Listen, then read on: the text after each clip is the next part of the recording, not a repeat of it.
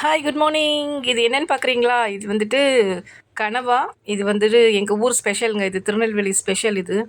ஆக்சுவலாக வந்துட்டு இது எல்லாருக்குமே தெரியும். இங்கே உள்ளவங்களுக்கும் எல்லாருமே நீங்கள் பார்த்துருப்பீங்க. இது ஒரு மாதிரி ஸ்டார் ஃபிஷ் மாதிரி இருக்கும். இது என்ன எப்படி க்ளீன் பண்ணணும், இந்த மாதிரி ஒரு ரெக்கை மாதிரி ஒன்று இருக்கும் அதில்.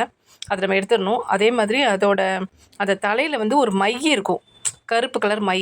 அந்த மையை வந்து அது கலையாமல் நம்ம எடுக்கணும். அதுதான் அதோட டெக்னிக்கே. அது கலந்துச்சுன்னு வச்சுக்கோங்களேன், அது வந்து என்ன ஆகும்னா அப்படியே ஃபுல் பிளாக் ஆகிடும். இந்த மாதிரி பிளாக் ஆகிடும். ஸோ அது வந்து நம்ம செய்யும்போது ஃபுல்லாக எல்லாத்தையும் க்ளீன் பண்ணிவிட்டு செய்யணும். இது ஏதாவது ஒன்றுத்தில் ஒரு மிஸ் ஆகிடுச்சின்னா அது என்ன ஆகும்னா ஒரு கசப்பு தன்மை கொடுத்துரும். ஸோ அதனால் வந்து இதை பார்த்து க்ளீன் பண்ணணும். அதே மாதிரி அது தலையில் வந்து ஒரு சின்ன காய் மாதிரி குட்டியாக இருக்கும், ஒரு பல் மாதிரி இருக்கும். அது அதையும் நம்ம க்ளீன் பண்ணிடுறோம். ஸோ இதுக்கு தேவையான பொருட்கள்னால் கடுகு, கருவேப்பிலை, வெறும் மிளகாத்தூள், ஒரு கிளாஸ் தண்ணி, இதுதான் எடுத்திருக்கேன். சிம்பிளாக சூப்பராக செய்யலாம். இது கடாயில் எண்ணெய் ஊற்றிடுங்க, கடுகு போட்டுருங்க. கருவேப்பிலை நமக்கு தேவையான அளவு நிறைய போடலாம். கருவேப்பிலை ரொம்ப நல்லாயிருக்கும். அந்த கனவாக்கும் அந்த கருவேப்பிலை ஸ்மெல்லுக்கும் சூப்பராக இருக்கும். கருவேப்பிலை போட்டு கொஞ்சம் லைட்டாக 2 வதக்கிட்டு மிளகாத்தூள், வெறும் மிளகாத்தூள் எடுத்திருக்கேன். இதில் வெங்காயம், தக்காளிலாம் எதுவுமே ஆட் பண்ணல நான். வெறும் மிளகாத்தூள் ஒரு 2.5 ஸ்பூனு. அது எவ்வளோ கனவாக இருக்கோ அதுக்கேற்ற மாதிரி நான் 2.5 ஸ்பூன் போடுறேன்.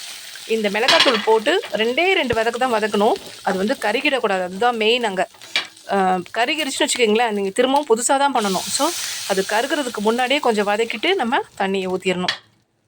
தண்ணியை ஊற்றிட்டு அதுக்கப்புறம் நம்ம க்ளீன் பண்ணி வச்சுருக்கிறேன் இந்த கட் பண்ணி வச்சுருக்கிற இந்த கனவாவை தூக்கி அது உள்ளே போட்டுருங்க. போட்டுட்டு நல்லா அதை அப்படியே கொஞ்சம் எல்லாமே மிக்ஸ் ஆகிற மாதிரி எல்லாமே பண்ணிவிட்டு அதை அப்படியே நம்ம மூடி வச்சிட வேண்டியது தான். மூடி வச்சு நல்லா வேகட்டும். அது நல்லா வெந்து அந்த தண்ணி வந்து நம்ம லிமிட்டாக ஊற்றினா போதும். ஏன்னா ஆல்ரெடி அதில் நம்ம வேகும்போதே நிறைய தண்ணி அதில் வந்து நமக்கு வரும்.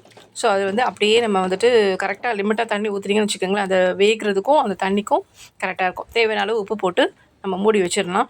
கடைசியில் பார்த்திங்கன்னா அது தண்ணி எல்லாமே வற்றி, அதில் இருக்கிற தண்ணி நம்ம ஆல்ரெடி ஊற்றுன தண்ணி எல்லாமே வற்றி இந்த மாதிரி ஒரு நிலைமைக்கு வரும். வந்த உடனே இன்னும் கொஞ்சம் தண்ணி இருக்குது, ஸோ இன்னும் கொஞ்சம் நேரம் ஆகட்டும் அப்படின்னு நம்ம விட்டுட்டு கடைசியாக இந்த மாதிரி தண்ணியெல்லாம் வற்றின பிறகு அந்த வெறும் மிளகாத்தூள், அந்த கருவேப்பிலை, அந்த கடுகு, எண்ணெய் எல்லாம் சேர்ந்து ஒரு மசாலா வாசனை வரும் பாருங்கள். ஆஹா! ஸோ பார்த்தீங்கன்னா திருநெல்வேலி ஸ்பெஷல் கனவா கிரேவி ரெடி.